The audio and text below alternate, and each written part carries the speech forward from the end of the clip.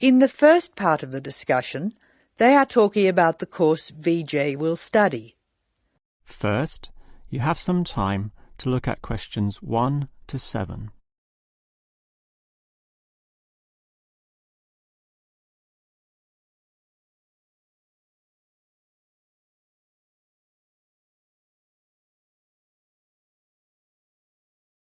Now we shall begin. You should answer the questions as you listen, because you will not hear the recording a second time. Now listen carefully and answer questions 1 to 7. Hello. May I help you? Hello. Is this the right place for me to register to study foreign languages? Yes, it is. May I have your name, please? Vijay. My family name is Paresh. Vijay Paresh. Okay. Do you have a telephone number? Yeah. 909-2467. Thank you. Now, which language would you like to learn? We offer French, Italian, Cantonese, Mandarin, Spanish, Portuguese. I'd like to learn Spanish, please. Okay. Our classes are conducted in lots of different places. We have classrooms in the city and here in this building. What's this building called? This is Building A. I work near here, so it'd be best to study in Building A. What time do you want to come to lessons? They go on for 3 hours and they start at 10 a.m., 4 p.m., and 6 p.m. I wish I could come to the daytime lessons, but I can't. So 6 p.m, please. That's our most popular time, of course. Have you ever studied Spanish before? No, I haven't. We describe our classes by level and number. Your class is called Elementary 1. Okay. When will classes start? Elementary 1 begins, just a minute. It begins on August 10. Great. Now what else do I have to do? Before you hear the rest of the conversation, you have some time to look at questions 8 to 10.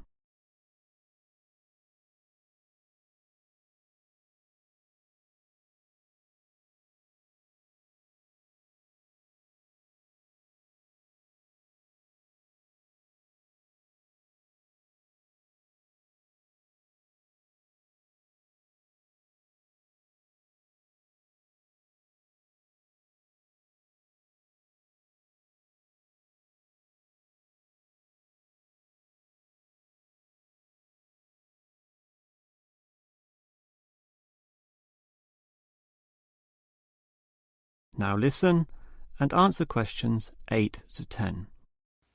I'm sorry, Vijay. What were you saying? I wanted to know what else I had to do. Oh, of course. Please go to the building on the other side of Smith Street. I want you to go to the reception area first. It's just inside the door on the left as you enter from Smith Street.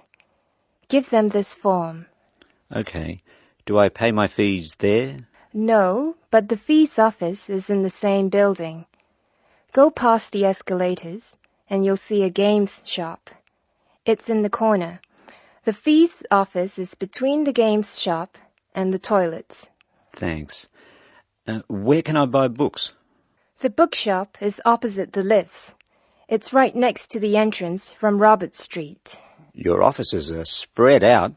Not as badly as they used to be. By the way, we offer very competitive overseas travel rates to our students. Oh, I'd like to look into that. Of course. The travel agency is at the Smith Street end of the building, in the corner next to the insurance office. Thank you very much. Bye.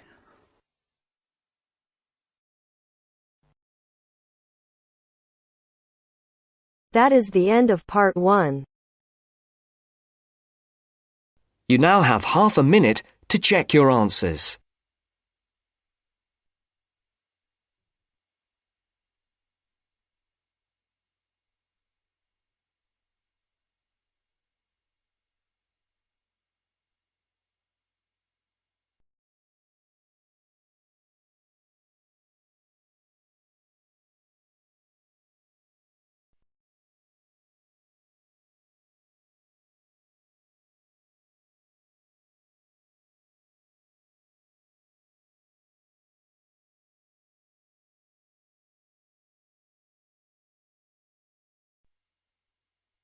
Now turns to Part 2. Part 2.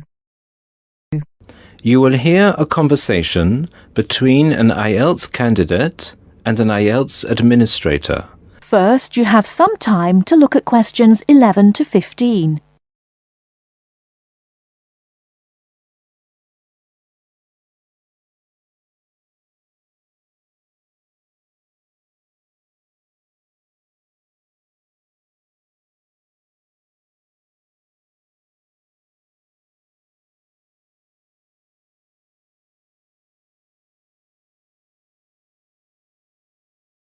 Now, listen carefully and answer questions 11 to 15. Good afternoon. I'm applying for a master's program at the University of Exeter in the UK. I'm planning to register for the IELTS exam at your centre next month. I have some questions I'd like to ask you before I register, if that's okay. Certainly. Would you be taking the academic module? I think so, but I'll have to contact the university just to make sure. You'll probably need the academic because most universities don't accept the general training. And anyway, the procedures to register for the exam are the same for both the general and the academic modules. Good. My first question is whether I sit all parts of the exam on the same day. I don't live here, you see, and for me it would be more convenient to do all the papers on the same day. Unfortunately, the speaking part is scheduled for Thursdays, and reading, writing and listening tests take place on Saturdays. We can't change the days, I'm afraid. That's a pity. Well, never mind. What sort of documents do I need to bring in order to register? You'll have to fill in the IELTS application form and bring an ID, a copy of your ID, and 2 passport-size photos on a white background. Will any ID do? We only accept original passports and national IDs. That's good to know. Did you say that reading, writing and listening are scheduled for Saturday? That's right. Will I get a break in between the papers? I'm afraid there aren't any breaks between the papers. Each paper takes an hour to complete, so it's 3 hours straight through. You'll first do listening and then reading, followed by the writing test. This is a standard requirement from Cambridge. Before you hear the rest of the talk, you have some time to look at questions 16 to 20.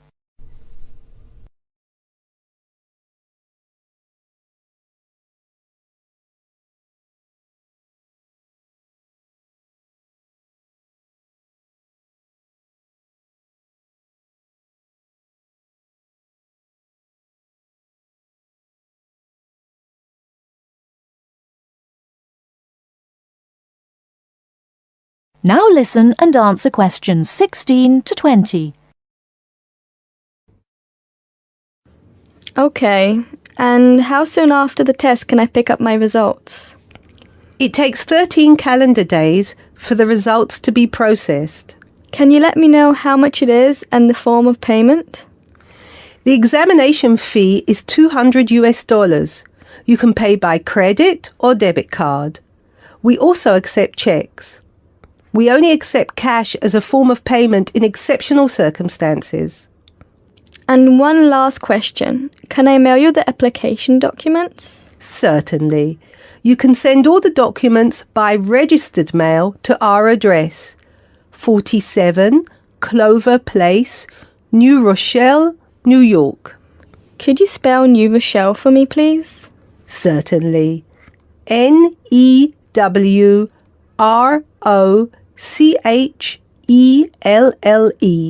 Could I have the zip code as well? Sure. Our zip code is 10806.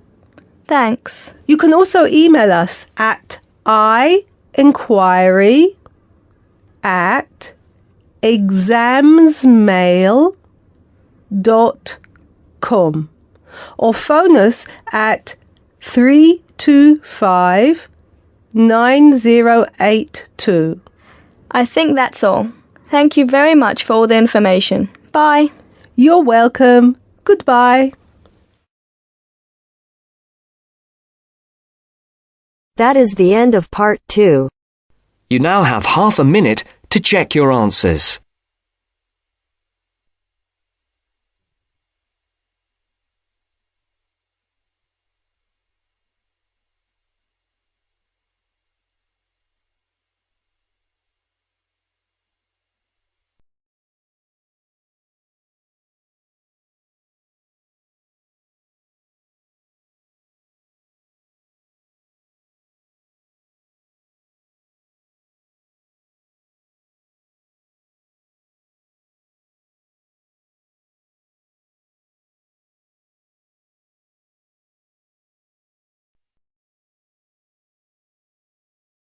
Now turns to part 3. Part 3. You will hear a woman talking about a number of different beaches to a group of tourists. First, you have some time to look at questions 21 to 25.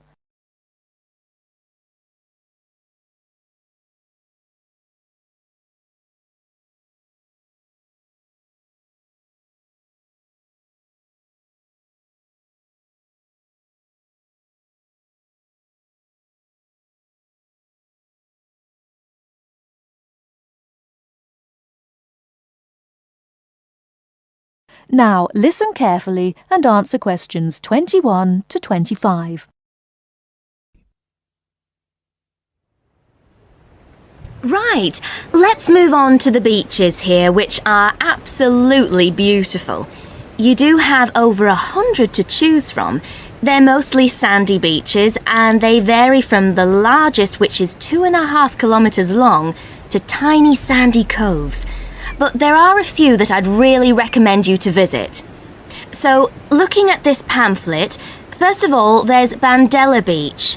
This beach is 1 kilometre away from the old fishing village of Bandella, which is a beautiful spot. If you park in the car park behind it, there's a small path which leads down to the bay.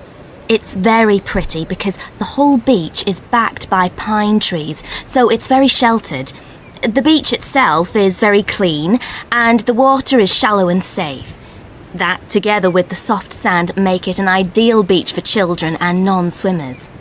A little further round the coast, again to the east, in the eastern corner of the island, is the spectacular Da Polata Beach, which is basically a long inlet.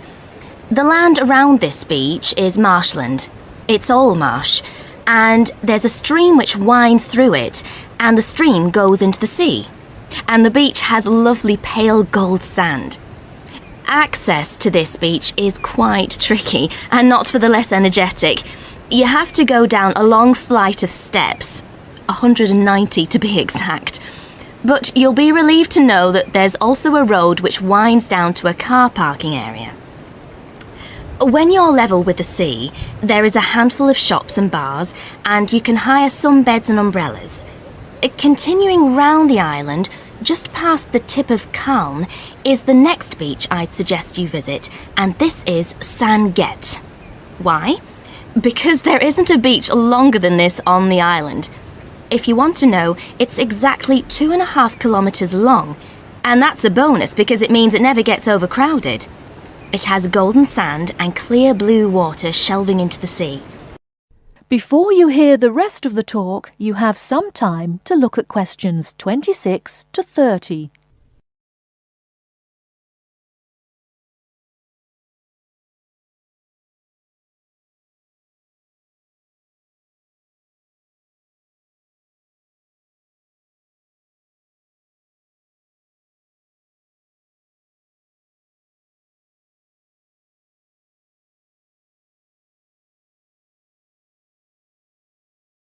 Now listen and answer questions 26 to 30. It has golden sand and clear blue water shelving into the sea. There are several beach restaurants to choose from, and water sports are available when the water is calm. But check first. This beach operates a flag system, as the sea can get rough and you should always swim between the flags. There's a large car park which gives you easy access to the eastern end of the beach, but the western end is much quieter and more wild, as it is harder to reach. Blanaka is another popular beach, just in the northwest corner of the island. It has incredibly white sand and sparkling water. There is ample car parking here and plenty of bars and restaurants.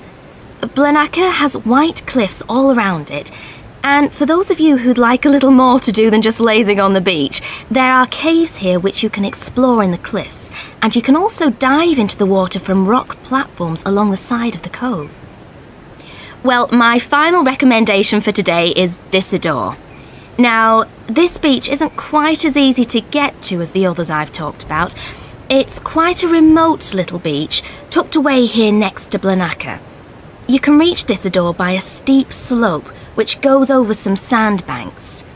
The beach itself is small and pretty, with a reddish-coloured sand and some stony areas on its eastern side. Despite being quite small, the bathing is good, and you can also go fishing here from the rocks at either side. It's a good idea to take some food and drink with you if you decide to go here, as there's only one little bar which isn't always open. So, that should give you plenty of ideas to choose from over the next 2 weeks, and if you have any further questions... That is the end of part 3. You now have half a minute to check your answers.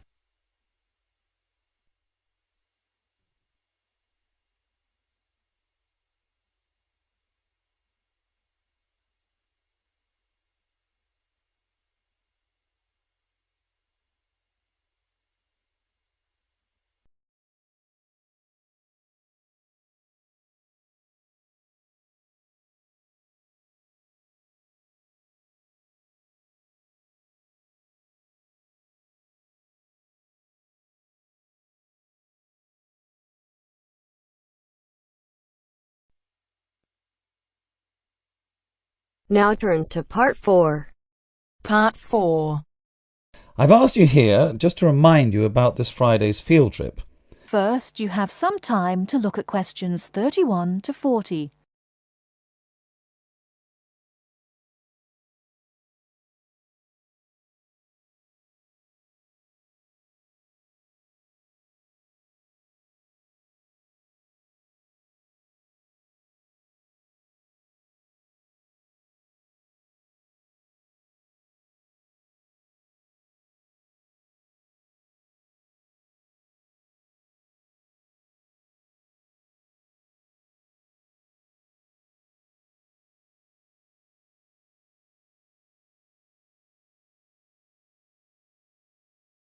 Now listen carefully and answer questions 31 to 40.